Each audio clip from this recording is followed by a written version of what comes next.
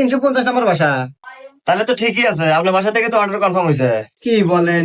আচ্ছা দাঁড়ান দেখতেছি। পিঙ্কি, এই তুমি কি কোনো কিছু অর্ডার করছো অনলাইনে? না, আমি তো কোনো কিছু অর্ডার করি নাই। দেখি তো কি আসছে।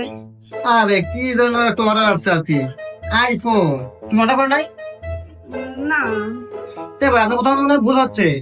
আরে ভাই বলো, মানে বাসার ঠিকানাও ঠিক আছে, আবার মালের পেমেন্টও ক্লিয়ার করা হয়ে গেছে।